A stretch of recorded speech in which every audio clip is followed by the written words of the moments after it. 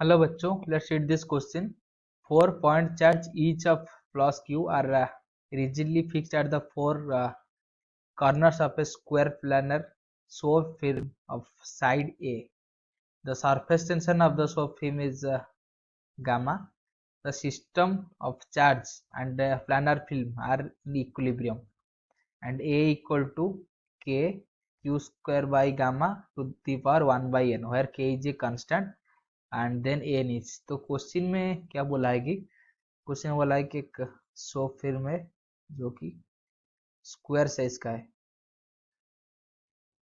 और उसका जो साइड का लेंथ है वो है ए, और हर एक कॉर्नर पर प्लस क्यू चार्ज इधर फिक्स किया गया है,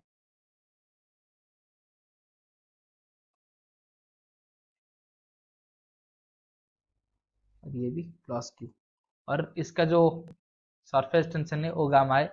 तो ये इक्विलिब्रियम पे है मतलब अगर कुछ भी पॉइंट भी कंसिडर कर लीजिए, मान लीजिए ये पॉइंट हो गया, तो इस पॉइंट के ऊपर टोटल फोर्स जीरो होना चाहिए।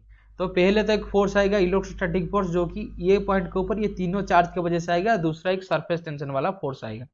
ठीक है, तो हम दोनों को पहले अलग अलग कंसिडर करेंगे। तो उसके लिए जो की कंसेप्ट है वो पहले देख लेते हैं।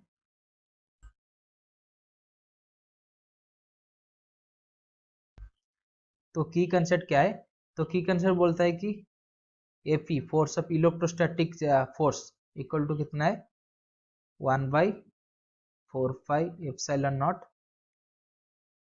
Q1 Q2 by r square. तो ये क्या है, फोर्स ये बोलता है कि जो ये 1/4 एप्सिलॉन नॉट ये कांस्टेंट है, Q1 Q2 मतलब Q1 Q2 के अंदर जो फोर्स है, Q1 Q2 के ऊपर जितना फोर्स कर रहा है उसकी मैग्नीट्यूड है एफ है। मतलब अगर दोनों चार्ज Q1 और Q2 दोनों चार्ज है, दोनों के अंदर जो फोर्स है उसका मैग्नीट्यूड है 1/4 एप्सिलॉन नॉट Q1 Q2 दोनों चार्ज का magnitude divided by r square. R क्या है, उन दोनों के अंदर सेपरेशन, इसको कूलम्ब्स लॉ बोलते हैं, हम सबको पता है। और सरफेस टेंशन की वजह से जो फोर्स आ रहे हैं उसको एफ टी मान लीजिए, उसका सिंबल वो क्या है, surface tension into length, surface tension और उसका लेंथ है। तो ये हो गया। तो अगर पहले मान लीजिए हम ये वाले जो चार्ज है उसके ऊपर अगर फोर्स निकालेंगे, तो पहले तो ये जो क्यू चार्ज है उसके वजह से इस डायरेक्शन में एक फोर्स आएगा, ये जो क्यू चार्ज है ये इसके वजह से एक डायरेक्शन में फोर्स आएगा, और ये जो क्यू चार्ज है उसकी वजह से इस वाले डायरेक्शन में एक फोर्स आएगा। तो ये दोनों सिमेट्रिक पोजीशन में है, मतलब इधर जो फोर्स आएगा एफ वही फोर्स इधर ही आएगा, बस डायरेक्शन 90 डिग्री में है। तो ये जो फोर्स है वो कितना होगा, इसको मान लीजिए F1, उसका मैग्नीट्यूड जो कि F2 का मैग्नीट्यूड बराबर है, वो होगा 1/4 एप्सिलॉन नॉट क्यू, सबका मैग्नीट्यूड Q है तो Q1 Q2 equal to q square divided by a square. ये क्या है, ये लेंथ से सेपरेशन, तो ये ए है, ये भी ए है, ये इसको F1 हमने मान लिया और इसको F2 मान लिया, तो दोनों का ऊपर आ गया। तो दोनों का रिजल्टेंट अगर निकालेंगे तो रिजल्टेंट कितना होगा, दोनों का रिजल्टेंट हो जाएगा √2 into 1/4 epsilon naught Q square by a square. ये दोनों का F1 और F2 का जो रिजल्टेंट निकालेंगे तो उसका √2 मल्टीप्लाई करना पड़ेगा, क्योंकि दोनों का मैग्नीट्यूड सेम है और 90 डिग्री में है, तो √2 मल्टीप्लाई करने से उसका रिजल्टेंट आ जाएगा। और हमको पता है कि जो अगर सिमेट्रिक पोजीशन की वजह से जो रिजल्टेंट होगा उसके डायरेक्शन क्या होगा, उसी डायगोनल के डायरेक्शन होगा जिसके अलग ये क्यू की वजह से फोर्स आएगा, मतलब F3 आएगा। तो F3 कितना आ जाएगा, F3 जो है वही 1/4 एप्सिलॉन नॉट, मैग्नीट्यूड भी सेम है क्यू दोनों का, तो क्यू स्क्वायर डिवाइडेड बाई उसका लेंथ कितना है, इधर ए लेंथ है उसका डायगोनल, अगर स्क्वायर का साइड ए है तो उसका डायगोनल लेंथ कितना है, √2 ए है। तो ये हो जाएगा √2 इंटू ए का होल स्क्वायर, तो ये है 1/4 epsilon naught Q square by 2 A square. तो ये दोनों का रिजल्टेंट और F3 सेम डायरेक्शन में, तो टोटल F इलेक्ट्रोस्टैटिक फोर्स क्या होगा, ये दोनों का रिजल्टेंट फोर्स प्लस F3 की वजह से जो फोर्स आ रहा है equal to √2 into 1/4πε0 Q square by A square plus 1/4πε0 Q square by 2A square. तो इधर अगर 1/4πε0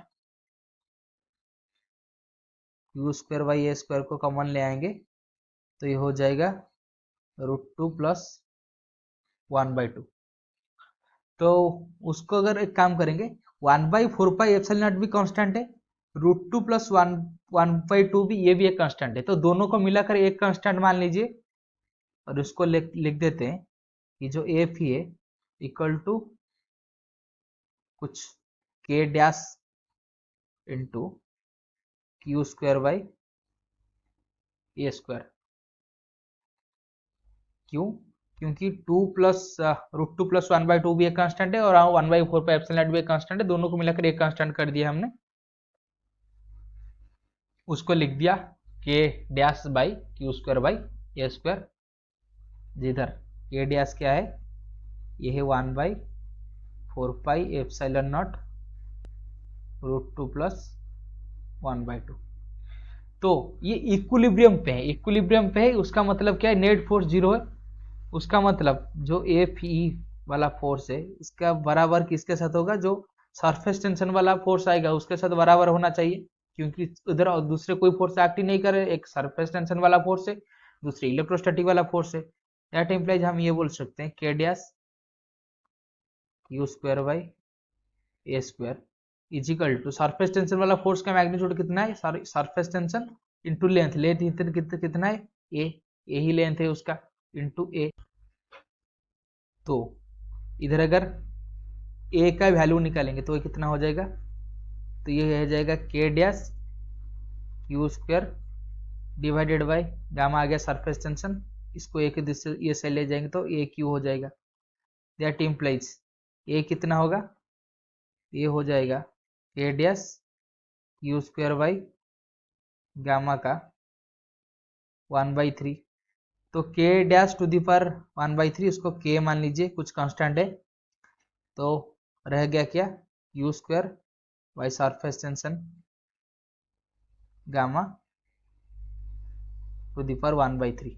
तो उसको अगर कंपेयर करेंगे ये वाले जो गिवन है ये वाले इक्वेशन से, तो इक्वल टू के, हमारे भी कांस्टेंट है क्यू स्क्वायर बाई गामा जो सरफेस टेंशन है, 1/n के जगह पे हमारा आ गया कितना 1/3, तो मतलब n का वैल्यू कितना हो गया, हेंस जो n है वो इक्वल टू कितना है 3 है। हमको ये फाइंड कर गया किधर, ये इक्वेशन है, क्योंकि इधर जो 1/n है उसकी जगह पे क्या आ गया 1/3 आ गया। दैट इम्प्लाइज हम ये बोल सकते हैं कि जो n है, n का वैल्यू क्या है 3 है, तो n = 3 is the right answer. I hope you have understood this question. Best of luck.